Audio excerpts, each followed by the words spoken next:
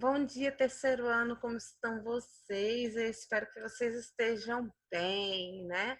A gente está concluindo agora as vanguardas europeias, não totalmente, a gente vai falar ainda de mais alguns movimentos eh, que surgiram de outros movimentos deles e ainda estão no contexto de vanguardas, mas os grandes movimentos a gente está concluindo agora.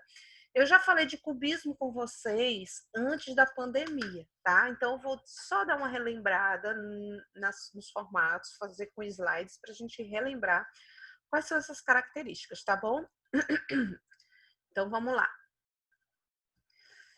Então, o cubismo ele abrangeu tanto as artes visuais quanto a literatura, mas mais as artes visuais, tá? O marco inicial dele foi em 1907, com a obra Les Demoiselles d'Avignon, que são as Damas d'Avignon, né, de Pablo Picasso. E você pode perceber aqui que nessa obra você não tem, desculpa, gente, eu cliquei sem querer aqui. Nessa obra você não tem profundidade, o fundo da obra ele é praticamente bidimensional, está no mesmo plano que os personagens. Você vê aqui que as personagens elas já perdem as suas curvas e passam a ser mais pontudas, né? Linhas mais retas. O rosto dessas personagens eles lembram um pouco as máscaras africanas, né? Que Pablo Picasso tinha essas máscaras em casa, então ele tinha uma coleção de máscaras africanas e ele se inspirou nelas para criar essa decomposição de formas, né? Essas formas mais brutas e mais primitivas, com as linhas mais geometrizadas. Então, esse foi o marco inicial, a primeira obra realmente cubista foi essa obra. Os fundadores do cubismo foram Pablo Picasso e Georges Braque, ficou errado ali, gente, depois, troquei a letra, depois eu corrijo. E eles foram influenciados pela geometrização e estruturação das paisagens de Paul Cézanne. Paul Cézanne ele era impressionista, ele veio antes dos movimentos de vanguarda, tá? E influenciou muita gente, só que ele era, na verdade, um pós-impressionista. Ele não usava pinceladas rápidas, como no impressionismo, e nem tentava realmente fazer o efeito. Ele fazia o efeito da luz, né, nos objetos, mas ele estava mais interessado na estruturação da forma básica e simples daquilo que ele estava retratando. Então, quando ele pintava uma paisagem, você via aquela paisagem de forma bruta, como um sólido, sabe? As casas, as montanhas. Quando ele fazia a natureza morta, você via as maçãs, quase uma coisa, um objeto pesado. Você via os formatos esféricos, cilíndricos. Então, isso influenciou esses dois artistas. Georges Braque, como a gente viu na aula de fauvismo, ele era fauvista e depois ele se tornou um grande nome do cubismo, porque ele fundou o cubismo junto com Pablo Picasso. Pablo Picasso nem sempre foi cubista, ele tem obras da fase azul dele que eu recomendo muitíssimo. São obras que exploram a expressividade da cor azul.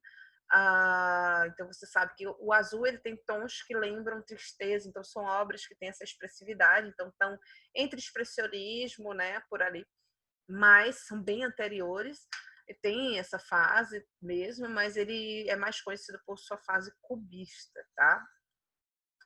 Então, quais são as características do cubismo? Ele tem um tratamento geométrico das formas, ele tem figuras bidimensionais, né? Ele não é uma figura tridimensional, acaba com essa perspectiva e essa ideia de profundidade. O fundo das imagens eles estão no mesmo plano que a própria imagem, que o próprio objeto retratado. Ele coloca todos os ângulos da imagem numa mesma dimensão, como se eu desdobrasse isso e colocasse ele aqui como um rosto dessa mulher que eu tenho, ela está de perfil, mas o olho que deveria estar escondido, ele está aqui, então você vê todos os ângulos numa só visão. Você tem a perda da perspectiva e a noção de profundidade, uma predominância de linhas retas ao invés das curvaturas, modeladas por cilindros, por cubos, enfim. Ele renuncia à perspectiva e ao claro escuro, né, que é o efeito de luz e sombra que vai fazer com que você tenha essa noção das curvas, da solidez daquele objeto, e uma maior abstração. E a gente divide em fases. A primeira fase é a fase cezanista, protocubista ou pré-cubista. Como diz o nome, ela vem antes do cubismo em si, né? É um cubismo inicial, né? Experimentos desse cubismo. E ela é inspirada nas obras pós-impressionistas de Paul Cézanne. Os artistas começam suas experiências primeiro simplificando as formas e começando a estruturar essas formas como se elas fossem sólidos. Então você vê aqui esse retrato desse homem, ele tem uma estrutura fixa, uma estrutura sólida e com os formatos dele mais simplificados, assim como as Demoiselles d'Avignon, lá do começo que eu falei. Em seguida vem a fase do cubismo analítico, ou fase hermética, que você tem primeiramente a monocromia em tons moderados de marrom, bege, ocre, enfim, porque era mais importante exibir essa estrutura do objeto fragmentado do que as cores. Então você teria que ver a fragmentação desse objeto. Então eles começam a esfacelar essas formas de tal maneira que essa desconstrução chegou a níveis elevados, em que algumas pinturas você nem consegue identificar qual é o objeto. Aqui você consegue ainda, é uma mulher tocando um alaúde, mas chega a uma abstração tal que tem pinturas que você não consegue identificar. Ele analisa, né, as formas em todos os ângulos possíveis, né, o que a gente viu no slide anterior, então por isso que ele chama de cubismo analítico, tá? Aqui você tem algumas obras.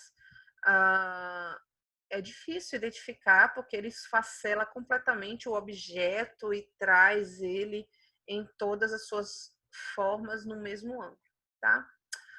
Por fim, a gente tem a fase do cubismo sintético. Você tem cores mais fortes, tá? Uso de colagem em algumas obras, né? Não são todas. Uso de colagem de materiais diferenciados, como folha de jornal, papelão, vidro, metal, madeira na tela, para criar uma experiência sensorial, e não apenas visual, mas do tato também. Eles usam também recortes de jornais para fazer texturas, números, letras, enfim. Não tem um tratamento realista, mas já está voltando um pouquinho para ser figurativo, né? Não no sentido realista do figurativo, né? Ele é um pouco menos abstrato para você tentar reconhecer novamente as figuras. Então aqui você tem uma garrafa de Suzy, que é um tipo de bebida, e aqui você tem o formato, né? O rótulo do Suzy, a rolha aqui em cima, bandeja, então a obra de natureza morta. Ainda está muito abstrato, mas está um pouco melhor do que essa obra da esquerda aqui. Aqui você tem o esfacelamento ainda, só que com colagem de um objeto que lembra um pouco o violão, tá? Um instrumento musical, né? Aqui ainda usa colagem, tá? Aqui você usa colagem mais no fundo, né? Algumas estampas e tal. E aqui você tem uma mesa com objetos de natureza morta. No Brasil, a gente não tem exatamente um cubismo, tá? A gente não tem artistas totalmente cubistas como a gente tinha na Europa. Porque, na verdade, o modernismo aqui no Brasil ele tem influência da Europa. Ele não nasceu totalmente aqui. Então, na Europa, você tem os vários movimentos. Você tem cubismo, você tem realismo, expressionismo, você tem fauvismo, dadaísmo, todos esses movimentos que a gente viu. Então, você tem esses movimentos na Europa. Aí, alguns artistas brasileiros passaram temporadas na Europa. Quando voltaram, eles trouxeram essas influências. Então, eles se influenciaram por vários movimentos de uma vez. Então, ganha muita força após a Semana de Arte Moderna, que é a semana de 1922, que eles criam para trazer essas inovações para o público em geral. Alguns artistas já faziam isso há muito tempo, como Anita Malfatti, que em 1917 fez sua primeira exposição completamente modernista. E aí você tem alguns artistas que eles têm influências, traços, tanto do expressionismo, como Anita Malfatti, e do cubismo, e outros. Então, aqui você tem essa tela de Tarsila do Amaral, você consegue ver alguns traços cubistas nela. Aqui você tem Di Cavalcanti, né? A tela de Di Cavalcanti, você consegue perceber esses traços da abstração cubista. Não é totalmente cubista, mas ele tem traços. Aqui uma tela de Anita Malfatti também com traços cubistas, mas é só traços mesmo, você percebe isso mais no fundo, a ausência de perspectiva, mas não total, a simplificação e estruturação das formas, mais como um protocubismo do que como os cubismos analítico e sintético, tá? Ai, gente, desculpa, isso aqui é de outro slide. E então eu vou deixar para vocês umas atividades lá na plataforma para vocês fazerem sobre cubismo, as fases do cubismo, os artistas, né? Pablo Picasso, Georges Braque. Então, se precisarem, façam anotações dessa aula, tá bom? Lembrando que esse é um dos assuntos que mais cai em vestibular. O cubismo caiu 2 vezes no SSA 2019. Já caiu, ele é o modernismo europeu e brasileiro, é o top 1, digamos assim, dos assuntos que caem no Enem, tá? Inclusive já caiu as vanguardas europeias, caíram 4 questões no SSA do ano passado. Caíram 2 questões no dia de literatura e caíram mais 2 questões no dia de linguagens de códigos, além de linguagens de códigos e suas tecnologias, né? No segundo dia, onde caiu história. Então, não se percam, gente, façam anotações. Essa é a nossa última aula sobre as vanguardas principais, as 6 principais. A partir da próxima aula, a gente vai ver outros movimentos também considerados de vanguarda, né, e que também são super importantes e nasceram de outros movimentos, como o expressionismo abstrato, entre outros, e o abstracionismo russo, vanguardas russas, etc. Tá bom? Um beijo para vocês e até a próxima. Tchau, tchau.